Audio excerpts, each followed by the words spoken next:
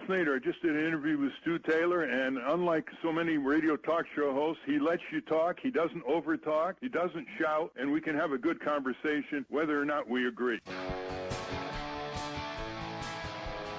Hey, ever feel you're in a battle? Actually, in a battle from the time you're born until the time you cash in your chips. But to be more specific and to get away from the humorous aspect of it, when you're investing, I mean, are there similarities to being in a war, in a fight, and the difficulties of it? This has been put together in a really interesting book, an interesting concept. The book is Combat Investor: Guide to Real Estate Investment Warfare. It's written by JohnOharenko, and it's published by Author House. You can go to authorhouse.com, barnesandnoble.com, amazon.com. The book is available in paperback, hardcover, and ebook, and the website, combatinvestor.com. Welcome to the show. Thank you, Stu. My pleasure. Yeah, it's nice. It's nice to have you on. And since the title of the book is Combat Investor, how do you define it other than what I said in my opening remarks? Well, Stu, Combat Investor is an attitude towards real estate investing. It's not dependent upon a person's style, what type of properties they invest in, or where they invest geographically. Instead, combat investing focuses on a proactive and offensive attitude towards real estate investing with the gain of profit as the number one objective. All right, so there are similarities here when you talk about war, battle, obviously without military weapons or strategy, but the similarities are really quite apparent according to you. Yes. Basically, warfare and real estate investing are quite similar in some basic respects. First of all, it's the need to gain power, respect, and wealth, which is common sense. But the platform for doing this is real estate, control of real estate, and that is done through initiating change by territory through either armed force, which is not desirable and is how it's done in warfare, or in the case of real estate investing, is done through financial force and through a solid business plan. Are you saying, in a way here, I don't want to make this profoundly an exaggeration, but, the famous book, The Art of War, is it like that? Do you need to adopt this kind of an attitude in order to be successful in real estate investing, or is it more suited to an individual's nature, how he or she proceeds to go about it? It's actually both of those. The Art of War is one of the books that inspired me to write this, along with Robert Ringer's book from the 70s. And Robert Ringer has been a guest on this show many times. He's a friend of mine. So you picked two great ones. Right. Winning by Intimidation, although those titles are what I would call aggressive and offensive to some people, they are reality. And to answer your question about the similarities and why personalities work or don't work, it's not really about personalities. It's more about looking at real estate investing as an offensive play, not a defensive strategy. And I can discuss that later when we talk about weapon systems, as that's where you asked the question about weapons and warfare. Yeah, well, when you finish this, why don't you just segue right into there? Sure, okay. Weapon systems and real estate investing. Thank you, Stu. And if you look at military weaponry throughout history, it was designed for a very specific purpose, okay? And the same holds true for some matching an investor's style with a weapon platform as an analogy. Let's go through three examples. In the most common example, let's think about a bunker. A bunker represents the vast majority of people who own real estate. It could be a small business person or a homeowner. The purpose of that investment is purely defensive, and that homeowner only uses their house as a line of credit. They use it as perhaps paying for their kids' tuition, and of course, most important of all, it's shelter, as would be for the small business person. So real estate to them is more ancillary. They're not an investor, but instead they look to their home as their bunker, and they don't want to be bothered. So the only thing you can do to them is force them out of their home or out of their business. But other than that, they are in there as a bunker, and they're immovable. They don't want to go anywhere else. They don't want to look at any other investments. Let's go to the complete other extreme, Stu, where you have an aircraft carrier. Think about a public company which is very large and is watched by Wall Street. It's watched by its analysts. It's watched by its stockholders. And most important of all, in many regards, it's watched by its competitors. Competitors know what properties a public company is buying. They know their investment strategies because they're publicly disclosed, etc. Look at an aircraft carrier. Aircraft carrier projects power.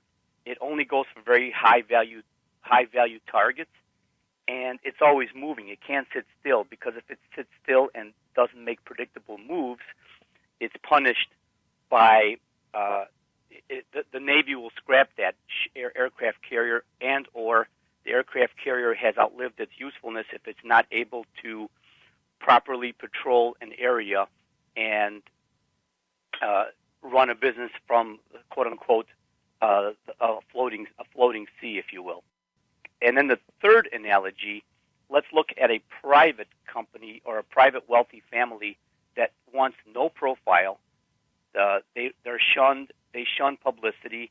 They have more wealth than anyone else nearby them, and yet a submarine is always submerged. It's hidden. It has enough nuclear warheads to do the same destruction as an aircraft carrier, but yet it's not known. Its whereabouts are not known.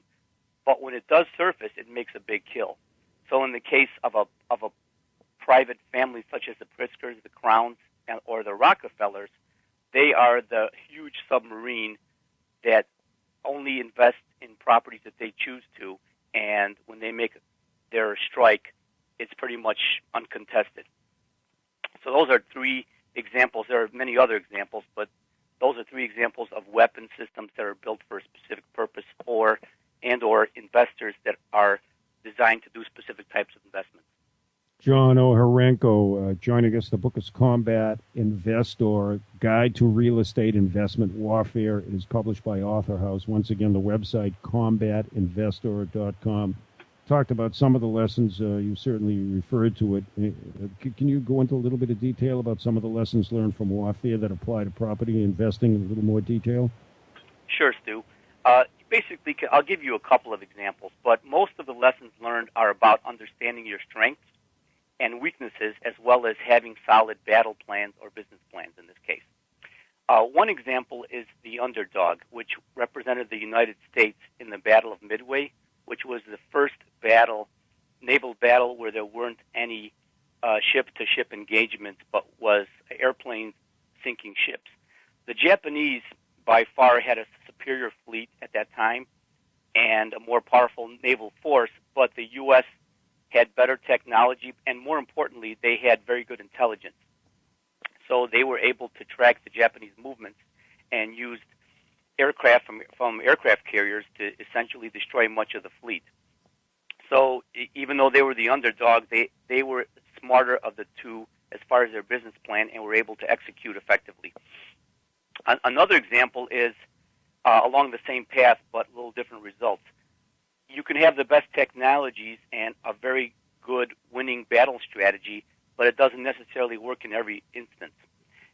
Using the example of World War II again and the Axis attack of the Soviet Union through the Blitzkrieg, the Axis was very successful in conquering much of Eastern Europe, Central Europe, and was a juggernaut.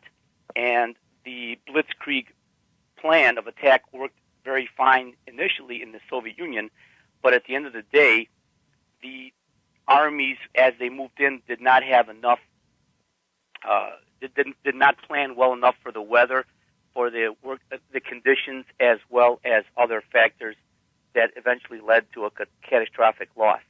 That same would apply to an investor that is perhaps an excellent luxury hotel operator in, say, Chicago, New York, and San Francisco, but when they go to a market such as Denver or Seattle, the desire for that type of luxury product will be a complete failure. So although it works in 3 or 4 markets, it doesn't necessarily work in every market. John, just a point of curiosity. What you talk about in this book, have you applied this in your own life? You don't have to get into any concrete examples, but have you applied this in real estate investing? Oh, yes, absolutely. I think of an analogy of Always Be Closing from the movie. I'm sorry. Sometimes I blank out on the name of Glengarry Rose, and I'm sure I'm mispronouncing that movie. But it was Always Be Closing, where you're directly linked to your results, and you eat what you kill. That's pretty much what real estate investing, from where I see it, how it occurs. And then if you compare that with Bambi, Bambi is an example of a very happy family, a cartoon where everyone likes everyone else, but when there's a fire, everyone runs for the woods and they look out for themselves. So although that's more of a discussion of human nature, where in situations of terror or disaster, people behave either very kindly or very negatively. And in real estate, you see the same type of behavior patterns, nothing different. Interesting perspective, really fascinating. Combat Investor, Guide to Real Estate Investment Warfare. And it's published by Author House, available in paperback, hardcover, and ebook by a distinguished guest, John Oharenko, and it's spelled Oharenko. It's been a real pleasure having you on, and some fascinating insights.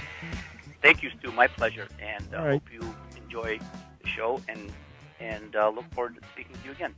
I hope so. We're going to take a break and wrap things up after these messages.